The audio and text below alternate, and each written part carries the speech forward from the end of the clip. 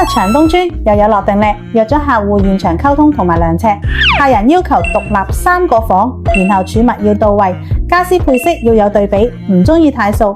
咁點樣具體佈局嘅？首先2個睡房就安排裏邊靠窗呢度，到頂電視櫃加板材間隔，慳廢筆砌牆錢。主人房功能集中又企理，地台床唔嘥空間，做足儲物空間，採光通風。